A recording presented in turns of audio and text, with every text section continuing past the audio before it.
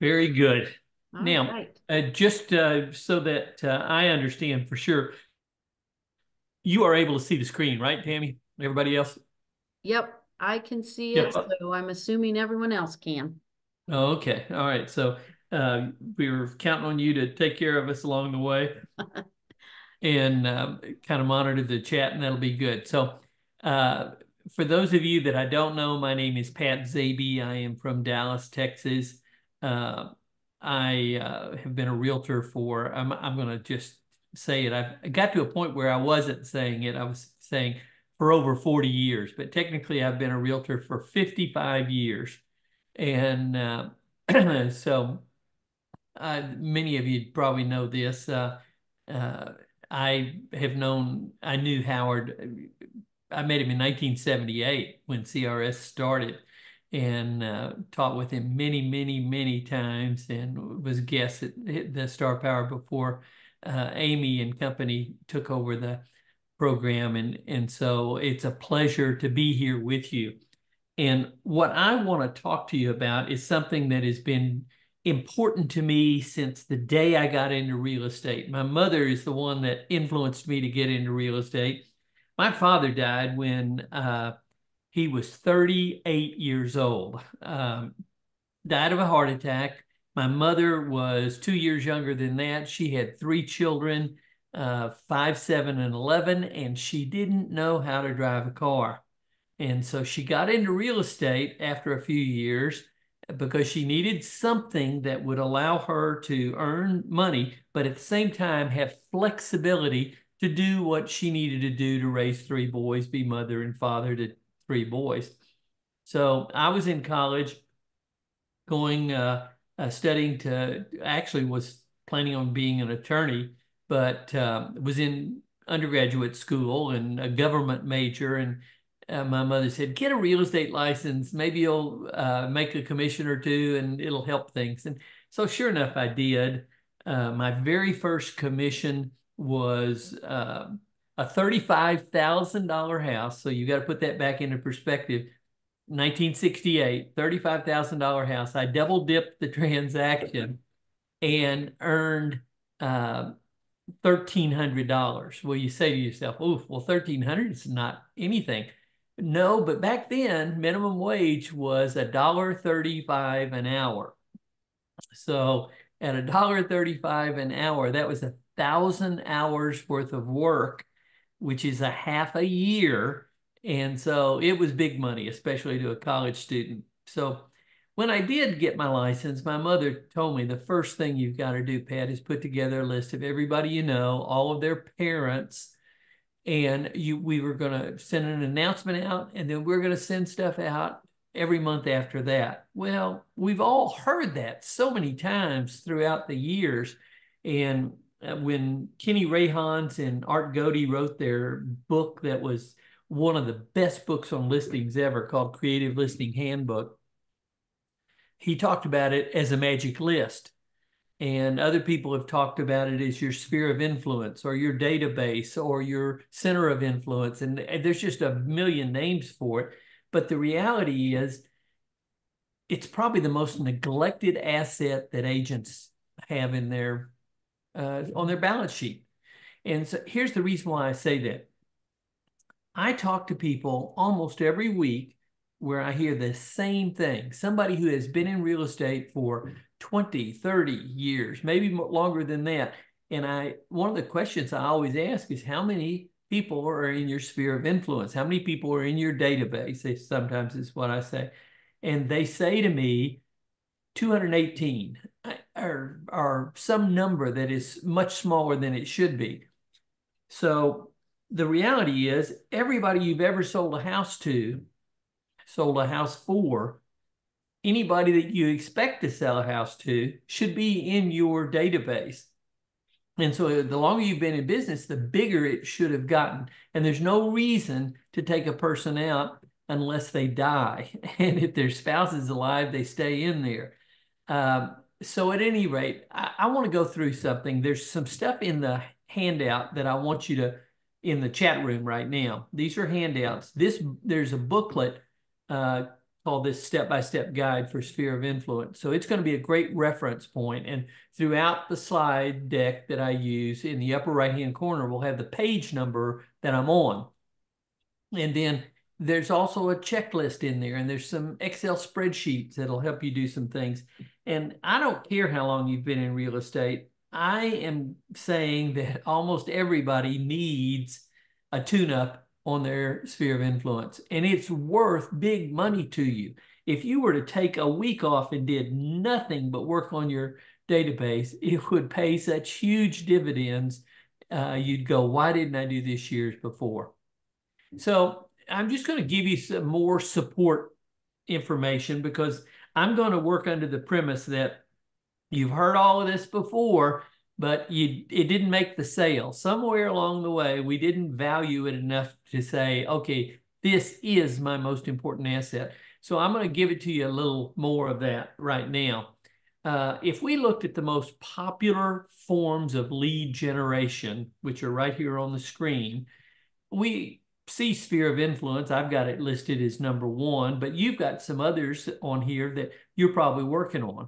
And if you're like most agents, what happens is whatever the hot topic is at that time, you kind of shift your focus of your attention over to that thing. You may work it for a while, and then at some point you decide, you know what, this isn't worth the effort. It's not really paying off. I'm going to drop that and move to something else.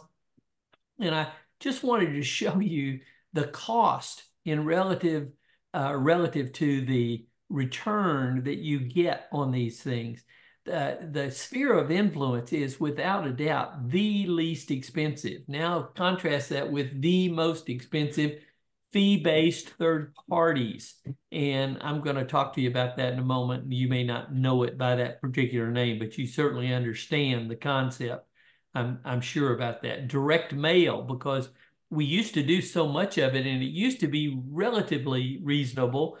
You could actually predict what kind of response you would get on the thing. But today, with both the combination of postage and color printing, which is very difficult to do black and white, and then the time it takes to put it all together, it's expensive, and it's up there. Now, I'm not saying don't do it. I think you should do some of it throughout the year.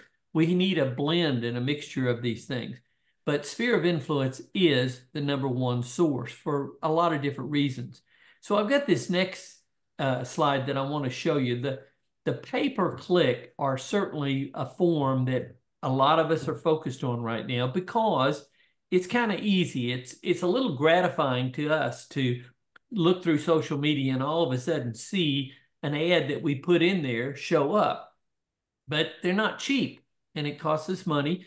And so you have to say to yourself, you've got to really pay attention to what kind of leads you're getting and close sales so you can do a return on investment on those things. And so you may have all done Facebook ads, maybe Instagram ads. Maybe you're starting to experiment with LinkedIn ads. LinkedIn is becoming a very, very important platform for us to be on. And then, of course, Google My Business, Google ads are important too.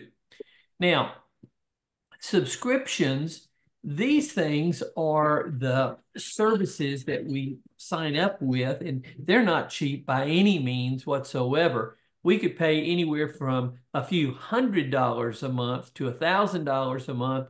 The most expensive that I've ever heard anybody pay is $10,000 a month, and they had a team of people that were following up on the leads. But I've also heard complaints over and over and over again about people that say, I spend all this money on these leads, and either I'm not getting a return on my investment or my team is not giving me a return on my investment. Well, the problem with it is this. The gestation period for that type of a lead is 3 to 5 years. There'll be a few that immediately buy, but for the most part, it's 3 to 5 years, and most of us don't want to wait that long. The ones that are really starting to change things right now is these real estate companies that used to be content with selling leads under the subscription model have now decided that, you know what, we can get a real estate license. We can work under this format, and instead of getting a small piece of the transaction, we'll get a big piece of the transaction in the form of a referral fee. And whether you're doing this with any of these companies that are up there, maybe Zillow Flex Program would be the most popular out there, but they're there and it doesn't look like they're going away. They're now like a partner to us in many cases. And so we say to ourselves, what's the future hold? What's going on out there? Well, the disruptors, and of course, we're all talking about the commission settlement or the commission lawsuit, the class action lawsuit of Sitzer Burnett. Those were disruptors, but there's plenty of other venture capitalists that are disruptors out there that are trying to get into the real estate platform space. And so I just want you to realize what this is all going to amount to is you're going to make less and less commission if you continue to do things the same way you've always done them.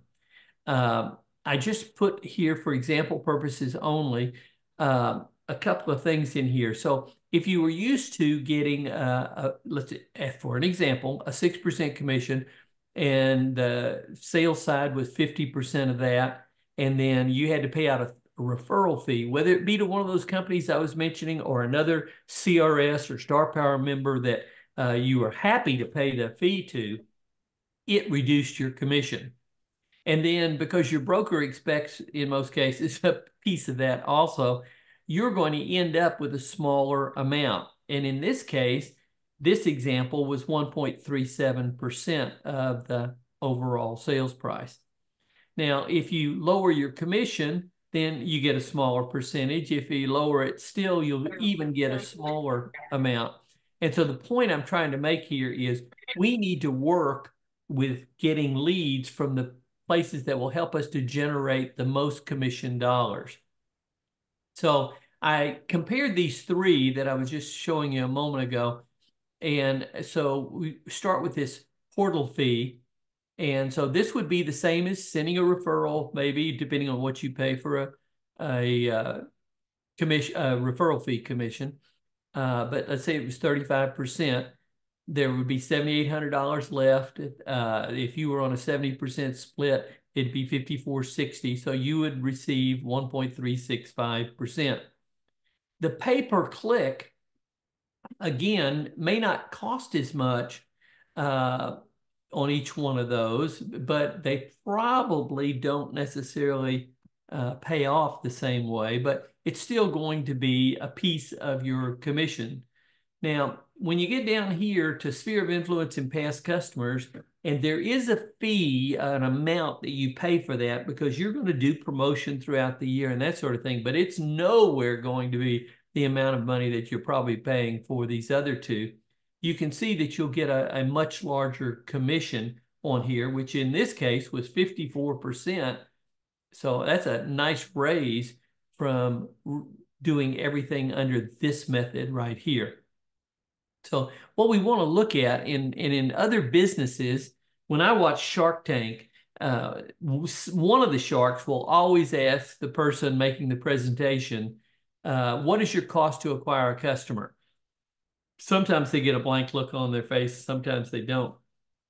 But I don't know that most agents, I won't say you personally, but most agents don't know what their cost of acquisition is.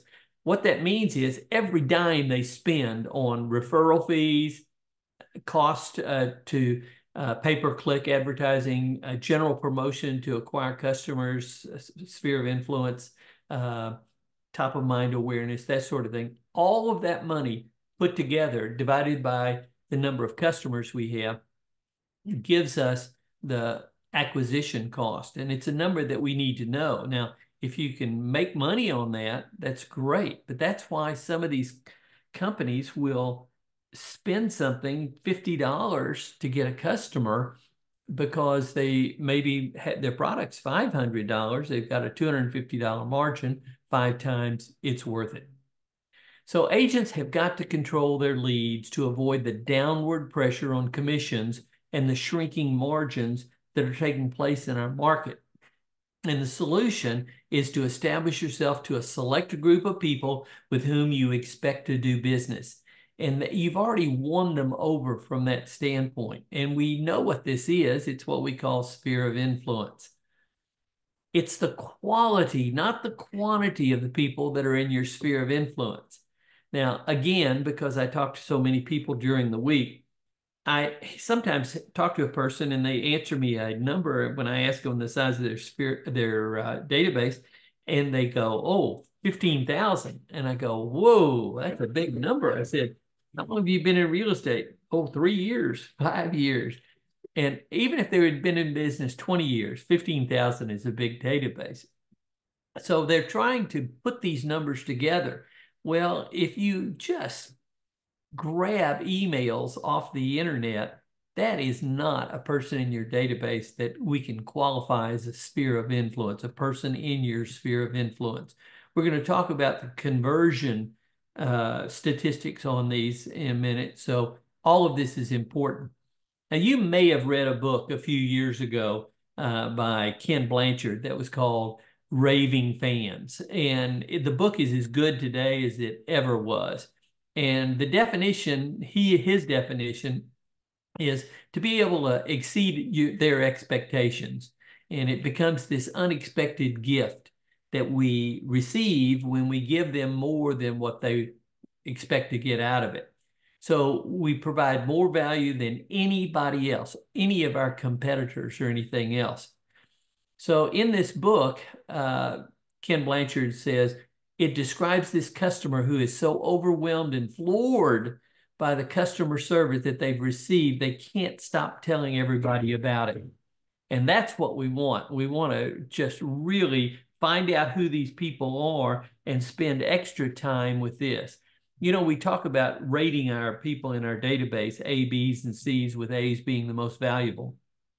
Some people would say, well, if I've ever done business with them once or more, they need to be an A. Well, anybody that is a raving fan is an A, whether they have done business with you or not. So I think those are the people that we need to take to lunch on a regular basis. So in the book, he also says something which is interesting. He says, some of your customers are only satisfied because their expectations are low and because no one else is doing a better job than you. Just having satisfied customers isn't good enough anymore. If you really want a booming business, you have to create raving fans. Now, I know that I am a raving fan of Costco. I have probably bought from them for, well, I guess maybe 20 years, um, but certainly over 15. And I'll talk about it. I get excited about it. I get excited when that magazine comes in, but I'm sure I have done my job in getting people to quit going to some of the other clubs and warehouse clubs and start using Costco. Now, you can also have bad raving fans, which somehow they get injured or have a bad experience in a transaction. We've certainly got to minimize those as we go along. I'd like to propose this as the value of a raving fan. If your average price of a home was 400,000 and we'll use a average commission of 2.75% times an 80% commission split, and they stayed in the business. They stayed in their homes 10 years. That's their tenure rate. Then what would happen is we take the commission that we earn and then by multiplying it times the tenure rate, they're worth, in this case, $880 a year for every name that's in our database that is a raving fan. So it's not just a person that is somebody we met one time, because what's the likelihood that they'll do business with us? This is a person that has either done business with us, they've expressed that they're overjoyed with us, they're going to do business with us again. Certainly repeat customers fall into this category. So if you had 200 raving fans in your database, that would earn you $176,000. You need to earn more than that. Well, that's when we start increasing the number of raving fans. This is an important principle.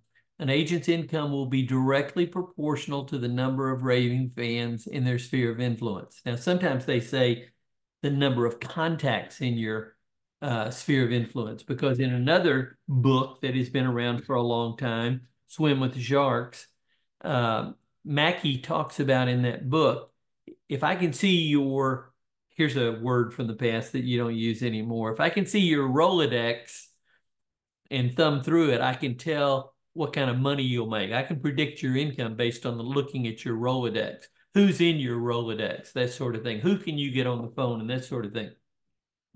So what we're saying here is the raving fans are the better part. They're the top level of the people that are in our database. Earning the privilege to be called your realtor. We want them to call us their realtor. In fact, you've thought this many times, maybe said it to a customer. I want to be your realtor for life. I want you to be my customer for life. I'm not looking at it a one-time transaction. I'm in it for the long haul. And we even have a slogan that we use in our company, which is helping people buy and sell and all the years in between.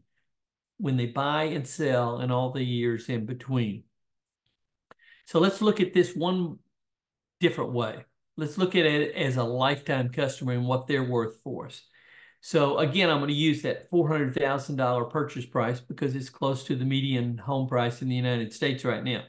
So let's say that you sell them a house today and then they stay in the house for 10 years. And because you stayed in touch with them and also stayed in the real estate business, because if you're not in the real estate business when they get ready to sell their house or they don't know where to find you because you've changed companies, you're not going to get the repeat business. So let's say you stayed in business and stayed in touch. They called you on the phone and they said, hey, guess what?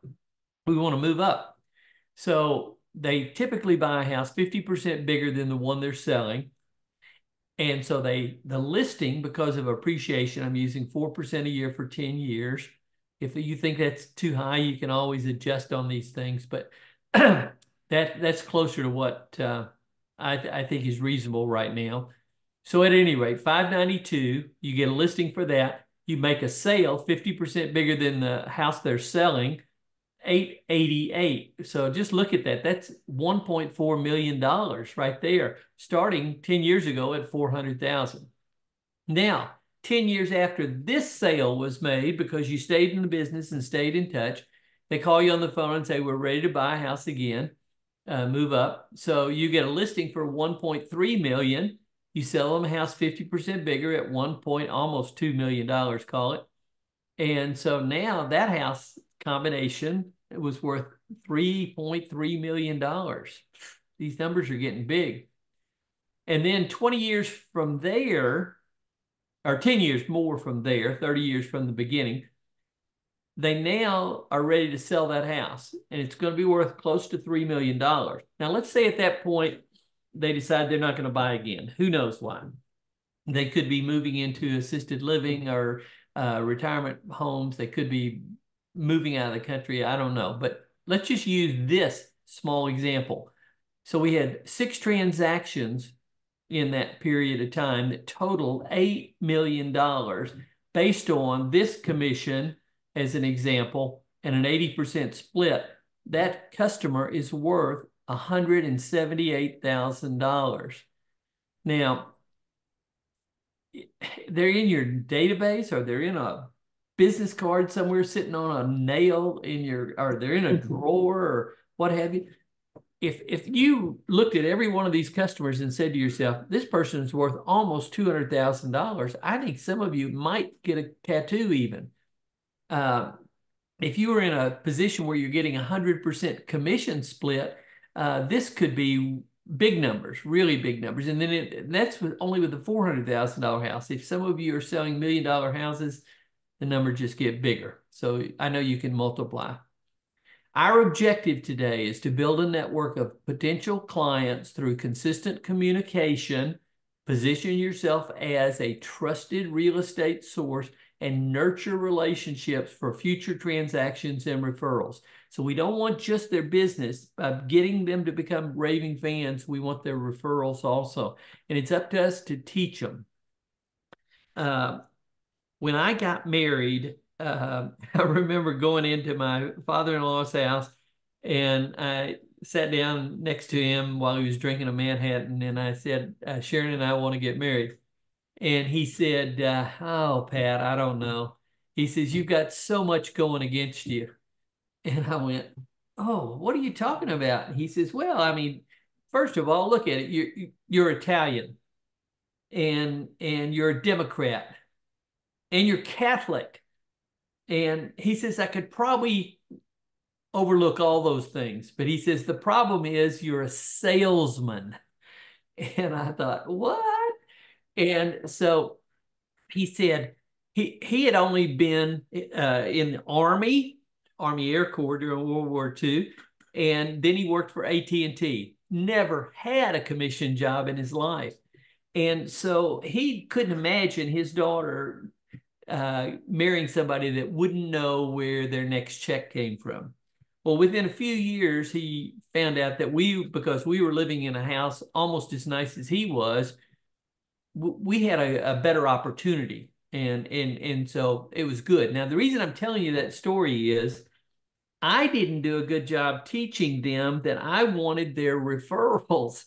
And he died pretty quick, maybe 12 years after we got married, but his wife didn't. And she had a big group of friends and everything. And through that entire period of time, I never got a single referral from her. It was just one of those things. So I'm trying to use that story to explain to you that we have to teach these people we want referrals. Okay, so here's our steps that we were going to follow along. I'm going to show you in advance. I'm not going to explain much of this to you, but we're going to identify the contacts in your sphere of influence. We're going to gather their information. We're going to organize it in a sphere of influence data program of some type. We don't care what it is, but we've got to come up with a plan. We're going to continually to grow that sphere of influence, and then we've got to develop a plan. Having a database, a sphere of influence, is worthless if you don't communicate with them. That's the whole purpose of doing this. So with step one, this is a network of individuals and contacts that we've got a personal or professional connection. So it's not somebody that we pulled their email address off of some social network and we don't really know them. I'm going to bolster all of this with the information that we've got that is done year after year after year by the National Association of Realtors, and it shows up in our profile of home buyers and sellers. So 65% of sellers and 56% of buyers selected their agent because they had some form of relationship with them. Now, that by itself should tell you I don't have to pay for it through ads. I don't have to pay for it to a referral fee or anything else.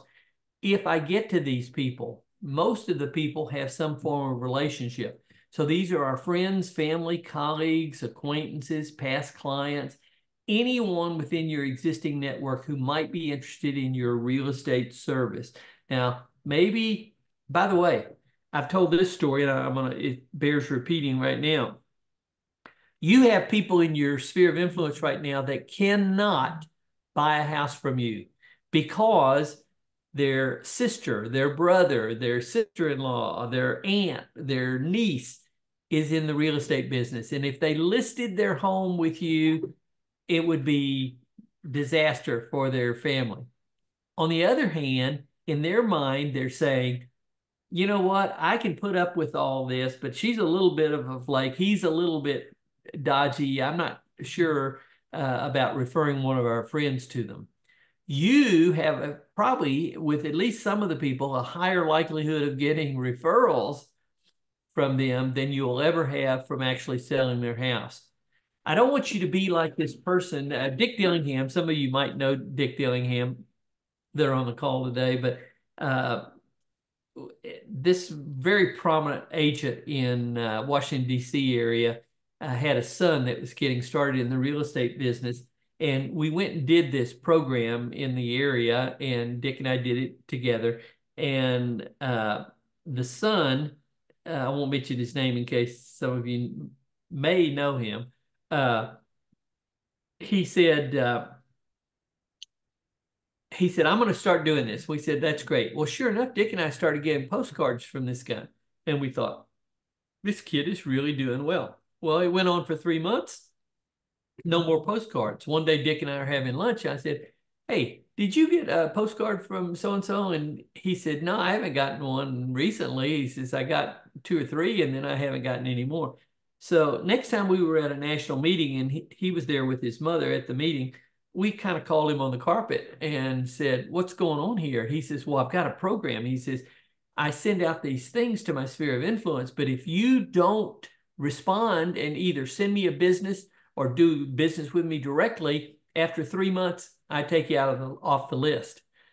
I'm thinking, whoa, that is dangerous there. You need to give these people longer than that before you cull them out of your list.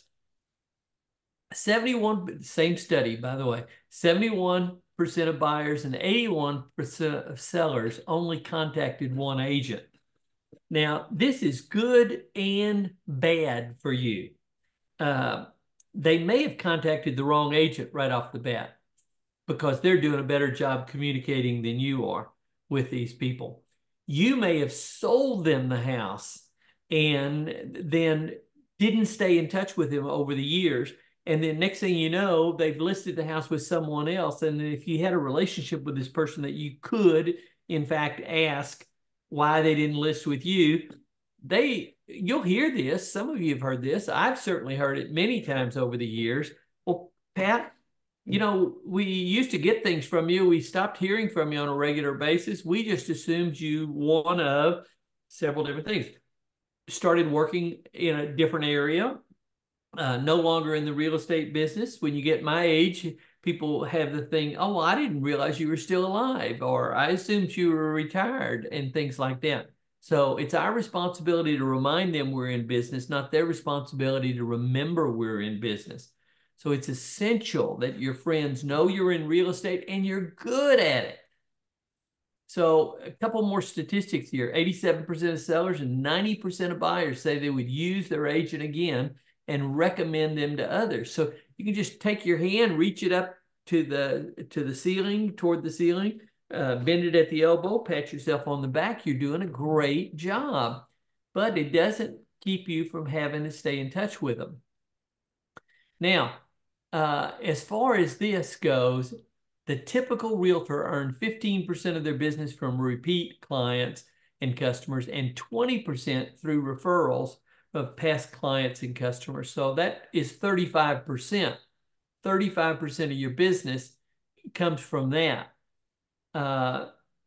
That's good, but the problem that we need to think about is there's a 2/3 fallout. Only 2/3 of our past clients and or only 1/3 of our past clients have done business with us again or referred business to us. 2/3 have not, even though they said that we were doing a good job for them, they'd use us again. So what we have to ask ourselves is, why did this happen?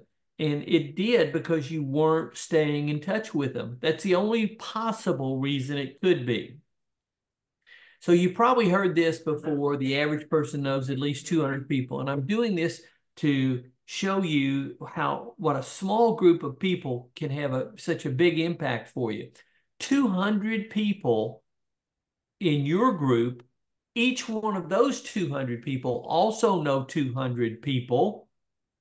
200 times 200 is not 400, and it's not even 4,000. It's 40,000 people. So you're one step away from 40,000 people. So you talk about leverage. Boy, that's big, big time leverage, especially if they're raving fans of yours and you've shown them this. Your contacts factored by your top of mind awareness with each of them are directly related to your income. So I've said it a couple of different ways, but I'm going to keep saying it until it sinks in.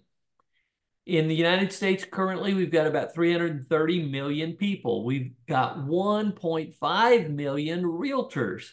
So if we just divvied everybody up, each realtor would get 220 people that we could work with. Well, thank goodness they don't work that way. even though there are 1.5 million realtors in the United States, and maybe they do the majority of the business right now, there are actually 3 million licensed real estate agents. So that waters it down by another 50%. And so we have the opportunity to get more people than our fair share. So one of the worksheets we've got in the book, your handout, is this thing about trying to come up with names. If I just gave you a yellow tablet right now and I said, okay, I want you to write down everybody you know, past customer, friends, relatives, and neighbors that you could consider in your sphere of influence. This is just part of our brain, the way it works. You would start writing those names, and after a while, you'd start to hit a brick wall. And you think, well, I've exhausted it. That's all I can come up with. And of course, it's not, because if you were driving around town and this was foremost on your head, all of a sudden, a name would pop into your mind. And then you go, they're not in my database. They need to be in my database. And then hopefully you, by the time you get back to the office, you'll put them in the database. Or what I do when I have some brainstorm that comes to me when I'm away from the office, away from my computer and everything, I hit the notes section on here, hit the microphone because I don't want to be texting while I'm in the car, and talk a message into it. And you should be doing the same thing. So if we looked at this group and we just went through these, if I was your coach sitting right next to you to do this, I would say, let's take all the names out of your email address book and put them in here. Let's take a list of all your past clients, which I hope everybody in the world has.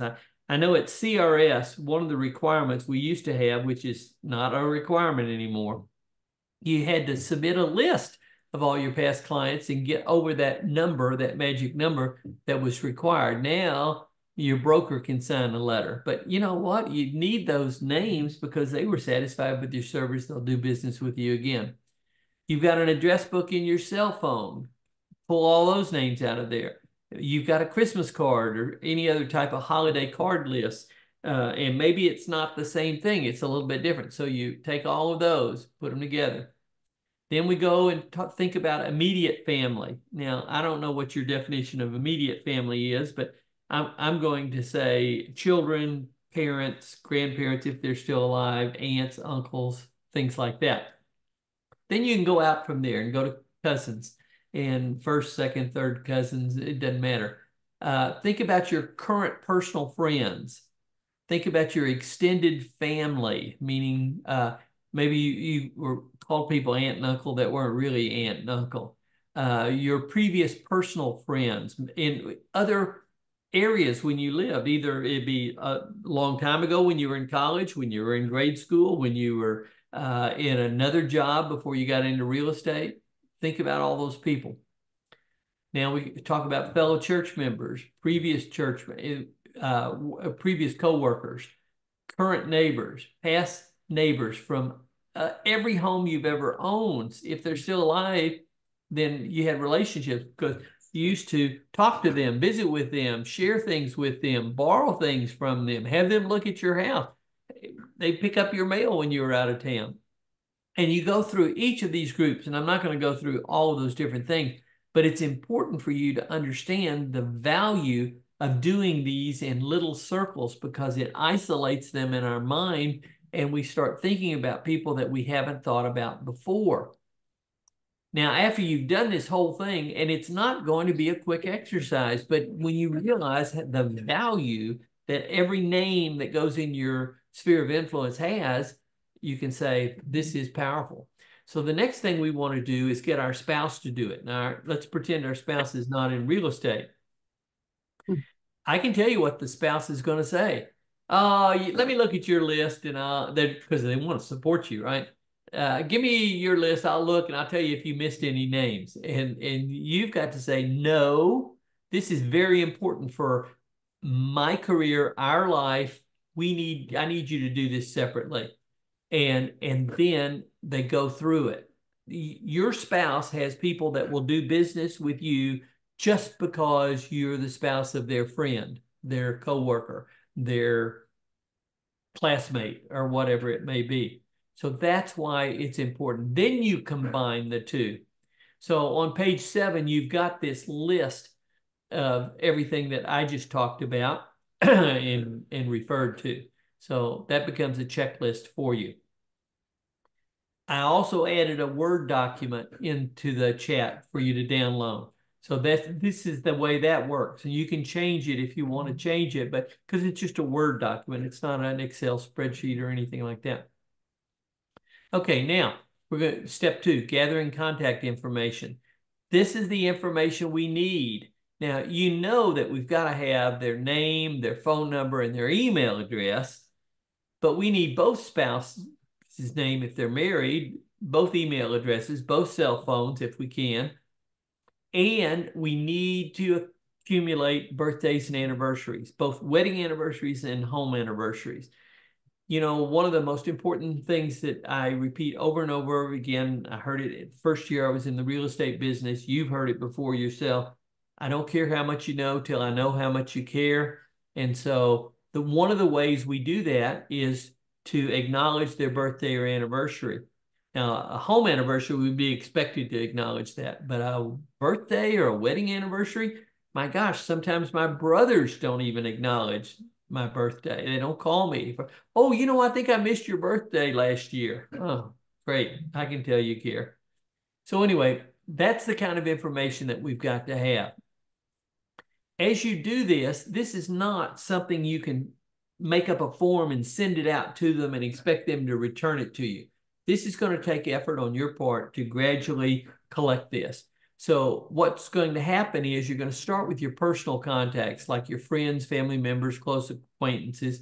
You're going to talk to them on the phone, and you're going to request information you don't have currently in their contact record. You're going to engage these people through social media. If they're not following you now, they need to follow you. If they're not friending on Facebook, you need to be friended on Facebook. You follow them and you comment on their posts and you like them, not just a thumbs up, but you actually comment on them. Ask them to follow you. When you locate them on social media, check their contact information and see if they listed their phone number and their email address, because many times they do.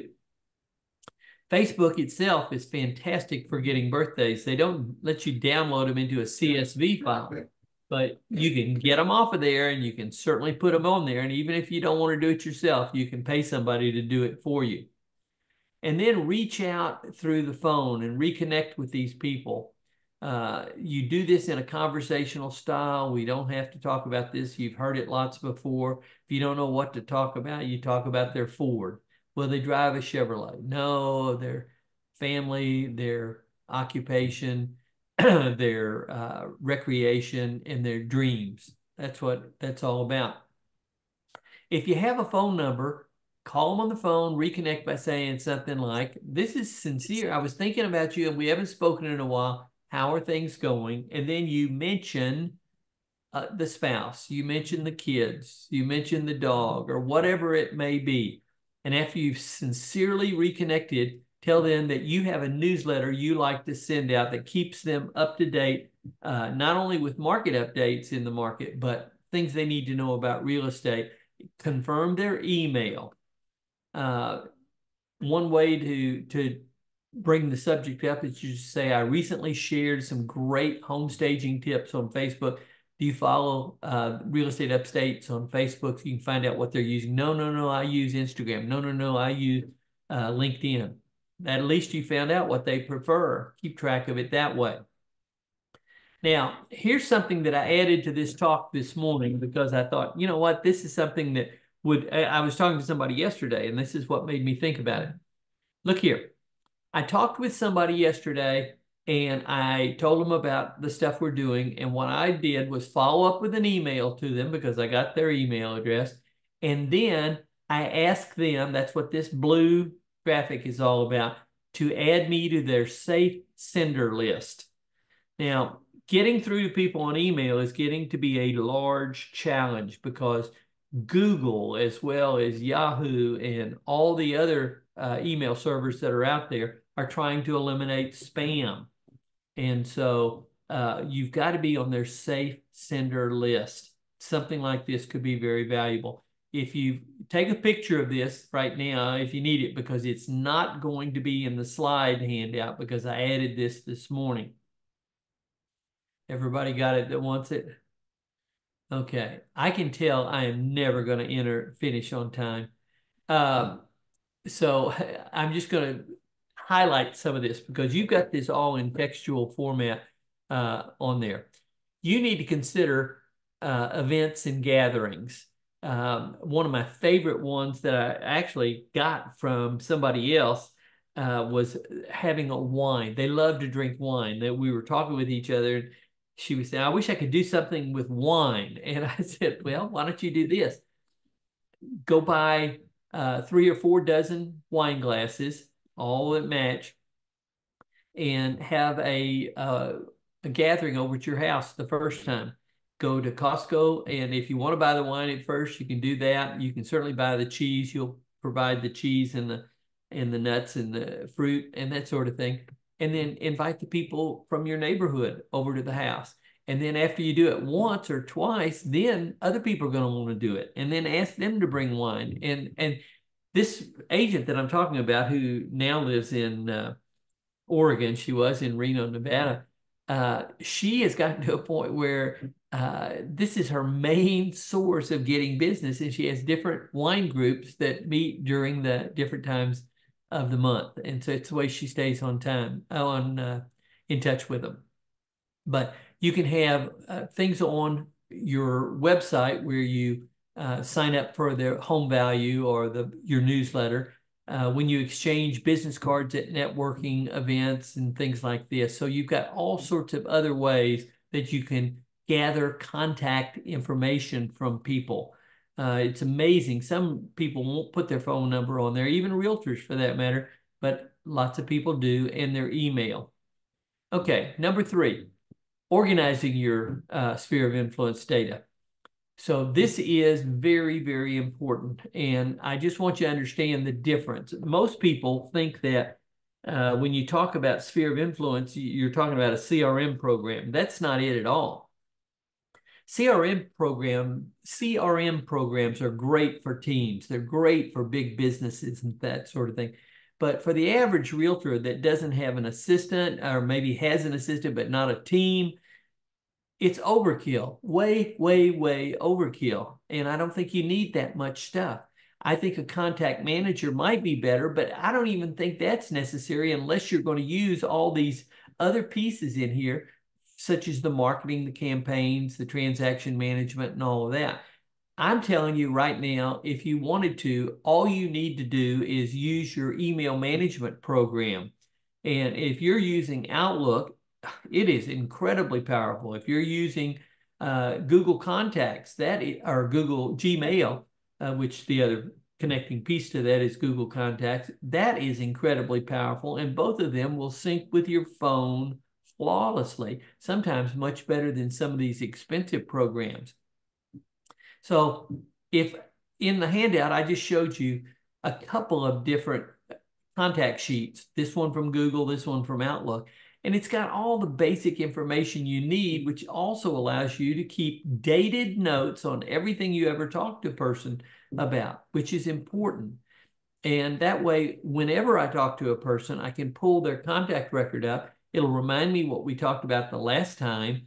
And then I can bring things up. I can mention things. Oh, you've got an anniversary coming up, so forth and so on. This is the type of thing that we need to do. And guess what? It syncs with your telephone, and you never go anywhere without your telephone. So a person calls you on the phone, and if you're not driving, you can literally pull their contact up, and you've got all their information right in front of you. I would guess that most of you have multiple databases. They're not consolidated into one. If you want to simplify your life, consolidate all these things into one database. And then you just maintain that. And every single time you talk to a person, open their contact records, scan the notes, verify the email address, add others if you need to, and look for fields that you need information on certain things. Always make a dated note and then schedule a follow-up call, which both Google and Outlook allow you to do. If I needed to clean up, if I consolidated my database and I needed to clean it up, instead of putting it into a program and opening each record separately, the much easier way to do is to put it into an Excel spreadsheet. And then I can quickly look right across the row and determine what I need from that person. And if that person's not valid, or I don't have a good email address, or never was good to begin with, I can't remember who they are, I could cull those names. So that's a great way. And I gave you a sample spreadsheet today, and you always save it as a CSV, comma separated value, which will import into any program regardless of what you're using. Okay. Here's a tip that I use. If you're, and I mentioned this a second ago, but I'm going to show you how it works now. When you're not at your computer, you either send yourself an email or you open up a note, and then you click on the dictate button, the microphone, and that way you don't have to type it. It's much better. You'll get very good at learning how to dictate pretty quick. And then if you send this to yourself, then when you get back to the office, you can open up the email, copy it out because it transcribes it, and then paste it into the contact record as a dated note. So very simple procedure if you'll just pick up on that one idea. Number 4, continually grow your sphere of influence. So as you hold open houses, you meet people, you go through closings and they change addresses. If you're out door knocking to tell them about a new listing or an open house, then the point is they need to go into your database. Your database is your most valuable asset. Consider a customer appreciation program that keeps contacts involved, even when they're not buying or selling. So there's lots of different things. If you've ever heard Larry Kendall talk about the annual review on a home, this is that sort of thing right here. And you put together a package of all sorts of things you can do for your customers, even if they're not moving. And that's what we wanted to think about. So this one was called the Home Advantage, and you can see the list of things that we put in there. If you want them to come up to the office and run color copies or what have you, I'd put a limit on them just because sometimes they are working for, oh, you know what? I'm working for the PTA right now, and we need to do 5,000 copies, and I can get free color copies at my real estate agent's office. Well, if you don't put a limit on there, you'll have a problem. Constantly teach them you want a referral. You need to have all sorts of graphics that you can post both either on your social media, or you can use them as email and send them out, but you need to train people that you want their referral. Maybe you have a thing on your website like this that gives them a chance to send you a referral. So if they see it and they think, oh, I do know somebody that I could send, then it works. And then you've got circle prospecting, which is just another simple situation that you go through. You will put together a property flyer, neighborhood stats, what have you, and then go around, because one of the frustrating things all agents have is they get a listing in an area, it sells right away, and then next thing you know, somebody else gets a listing in that area, and it probably was a result of your home selling so fast. Well, you need to capitalize on that. Reconcile your contacts between the social media and the names you have in your database. You have friends in social media that are not in your database, so do that. And so it's got instructions and suggestions on how you can do this. I'm not going to go through it right now, but the cornerstone to working your sphere of influence is your communication plan. So you've really got to figure out, what am I going to do to maintain top of mind awareness so that when they do become ready to buy or sell, they immediately think of me. And when they need a trusted real estate expert, they'll call me. because at any one time, only about 10% of the people in your database will be considering a move. So in our content mix on our communication plan, 2/3 of it clearly should be educational and informational. And this is important because what we're doing is we want to be their trusted real estate advisor. We want to be the source of real estate information for them, the source of real estate information. You don't have to be the author of information, just the source. Then another 10% on what I call micro-local stuff, 5% of testimonials and reviews, 10% on product marketing. Product marketing is where you're selling your listing. You're telling them about an open house, telling them about a new listing, telling them about a sold, that sort of thing. And then the last thing, again, real estate agents aren't as good about this as they could be, is they need to have some personal stuff in there. Amy is a great person that does this all the time. Amy Stair puts stuff in about all of her personal things that she's doing. Some of them are community, and some of them are personal things, and that because people will identify with that and they like it.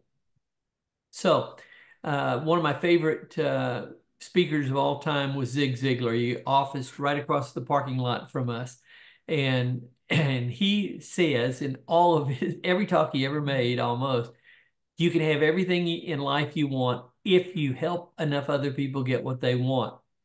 And so that's why having this type of communication plan, by helping them be better homeowners, not just when they buy or sell, but all the years in between, that's what is the thing that will help them to remember you. Offer them something that directly benefits the homeowner so that it remains relevant in your relationship. I'm not a fan of sending out recipe cards, jokes, trivia, rants, and raves about absurd things that may be important to you, but may alienate you from other people. You're a realtor all day long, and you need to act like that all the time. So it's the principal reason we have a sphere of influence is customer communications. We're trying to always upgrade our people in our database. And so you do this by connecting, converting, and retaining. We do business. Larry Kendall is the first person I ever heard say this. We do people because they know us, like us, trust us, and I'm going to add, remember us. So it's our responsibility. I won't go through the rule of 33 with you right now. This is just a prediction that came out of the Millionaire Real Estate Agent book. And so if you determine how many transactions you want in a year and put together a great communication plan, if you want to do more, it depends on how many contacts you've got. So you control your transactions through the number of contacts you have in your sphere of influence. This is a great list here for you to talk about things that you can have in your communication plan: market updates, different financing options, service providers, all sorts of things like this. So you've got this list in your book, so you'll be able to go through it and check it out and figure this out as you're putting your own plan together. Your newsletter is the best tool to do that with, because a newsletter, and I'm not talking about a book that goes out, because if they need things that are easily digestible, things that they can read quickly, because everybody is busy all the time. So you have a wide range of topics. Occasionally, they will be about buying a home or selling a home, but they've got to be 90% of the people are not in the market to sell. So these are examples of some newsletters that have big graphics on them. They're easy to read, easy to understand, limited to 400 to 700 words so they can read it and move right on. I think you need to have a blog, and the reason blogs are important is because they're considered different by search engines than plain HTML is on your website. So what happens is, HTML on your website is advertising. A blog is news, and it will improve your search engine rankings. You can take your newsletter and put it into your blog and multi-purpose these things. I would use a Google blog. That's the Blogger, because they own it right now, and 82% of the people in the whole world use Google as their search engine. Your blog shouldn't be on anything but your website. That gets the juice to your website. That's important. So we talked about the mix that we've got and all the reasons these are important, but the same thing occurs with the social media. It's a lead generation. It increases your brand visibility. You'll meet other people. It'll be posted on their stuff. They'll share your listing. You've got chances to get networking opportunities and reviews. So this is all part of top of mind awareness. And I have agents that ask me, and they say, well, I'm not a fan of Twitter, so I don't think that's important. And I've got a LinkedIn account, but I never use anything. It's not for you. It's for them. Your people in your sphere of influence have one of these that is their favorite. Unless you know which one it is, you need to be in all the different places so they can find you. These are just examples of some of the social media posts that we do through InTouch Systems, but you can see what these are. They're infographics. They're easy to digest. They talk about real estate. They really put a lot of information in their hands that can help them, spur them to do something else. You're going to be the trusted source because you're putting this stuff out there. If they have questions, they'll call you. Maybe it's somebody else. Maybe you're going to teach them how to talk to their insurance agent, questions to ask on that, or mortgage banker, or tax advisor, and things like that. So these are all things that are important. More things that you can put out there are holiday greetings, because again, it's pushing things out to them through email, but it gives you a chance to acknowledge their birthday, their anniversary, or just a holiday. I think it would be good for you to do periodic video market updates. So you run the stats in your local area, you do it on video, put some graphics on it, and then post it just like Star Power does on their YouTube channel. You'll post these things on your YouTube channel, but you post them on social media first. And then as a realtor, you can use RPR for free. If you're not familiar with what it does, this will make your listing presentation, your CMAs look so much better. It's unbelievable. And if you're doing a home equity review as one of those things to serve people, even when they're not wanting to buy or sell a home, it'll make it look better also. You know people in the real estate business, or people that are associated to the real estate business, that can help them instead of them having to go to Angie or Home Advisor or HomeLight or something like that. And so if you had a page like this and all of a sudden they're reading your newsletter and they go, "Woo, I need a service provider," and there was a button on there that said service provider, and they clicked on it and it came over here, and then they needed a heating and air person, it would tell them exactly who they needed and they get immediate gratification.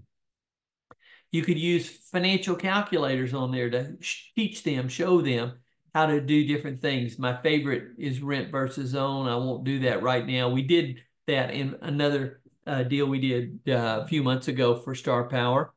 But you'll also need information guides that become booklets that make you an expert. They position you to be an expert, and they should have your name on every single page. These are all important ideas. Customer appreciation events, we talked a little bit about it. Mike Parker has been doing Santa pictures for over 20 years. Saturday, he called me on the phone after he finished his Easter egg hunt. He was telling me he rented a park for $35. He said it was so cheap he couldn't wait to pay for it. But he had all these little kids out there that were so grateful, and the parents were grateful that they had that for them. I've already told you about the wine gathering. You've got that slide in there, and you can do that. But there's all sorts of appreciation events that you could do. You could do webinars and things like that. So what I want to kind of wrap this up, I know we've already gone over the hour, but I want you to say, okay, that's a lot of good stuff, Pat, but I don't have time to do all that. Well, that's where maybe we can help you out with this. We are an approved supplier for Star Power as well as for CRS, but InTouch Systems will consistently brand you as their real estate pro, all the people in your contacts. We do several things for you. The first thing we do is automated email. You upload your database whenever you get it put together and start with what you've got now and then work on it and then update it and keep doing it that way, because you're never going to be through with building your database and sphere of influence. But we will push things out in the form of newsletters. We'll create them and push them out for you. We'll do holiday greetings and birthdays and anniversaries also. We'll also do your automated social media. So everything I've shown you so far is in examples we can actually do for you in InTouch Systems. But through the automated social media, Monday through Friday, we will post email on Facebook business pages, LinkedIn, Instagram business pages, and X, which used to be called Twitter. We'll post our weekly article to your blog. And then we create a personalized landing page for you that has got all of this content branded with your name on it, and it becomes a funnel to your website. And we even give you the HTML code if you want to take this stuff and put it on your website. And what makes us a little different than everybody else is our consistent theme is always about helping people be better homeowners. We don't do, as I said earlier, jokes, trivia, cat videos, recipe cards, any of that. Everything brands you as a real estate professional. The content is always fresh and up to date, and we don't use creative writers. I do all the writing myself. And the reason that's important, guys, is I'm functioning as your ghostwriter. You want somebody that knows as much as you do about the business and will make you look good, and we will make you look good. Now, if it just did what I told you it would do, it's worth the price on it. But we've got all sorts of other ways to use it to micromanage it. And so if you want to customize some of the information guides, customize the articles, add personalized hashtags, schedule mailings, custom mailings, it'll do all of that stuff for you. I'm not going to tell you about that. But if you don't have the time, the resources, or just don't want to do it, let us do it for you. For $39 a month or $399 a year, which is a little cheaper, we'll do everything for you. And there's no contract. You can quit whenever you want to quit. The setup is easy. Use our step-by-step wizard. You get in there, it asks you questions. It'll take you right through the process. But if you don't like that, do it another way. Call our office, talk to our customer service. We'll take control of your computer and actually do it for you and get the whole thing set up in about 20 minutes, 30 minutes tops, and it's on automatic at that point. If you go to our website, we'll give you a 14-day free trial. But as I told you earlier, we're a recommended supplier for Star Power. So here's what we'll do. If you use the promo code Star Power, then you're going to get 30-day free trial and go from there. Now, if you want to do it right now, I know you're on your computer watching this thing, but you could take a picture of this QR code and it'll take you right to where you need to sign up. Other than that, just go to intouchsystems.com and you can sign up. This is what the page looks like. Start my free trial right now and use the promo code Star Power. If you did it on your phone, you just open up your camera, you click on this button right here, and it would take you right to that. You'd choose monthly or annually, and then you'd fill this out, and boom, it'd be ready to go. And you could start setting it up, or you could schedule an appointment to have us set it up for you. So I was going 90 miles an hour the last 15 or 20 minutes. So let me stop and see if there's any questions. And I'm just going to ask you to open up your microphone and ask the question if you want to. Anybody?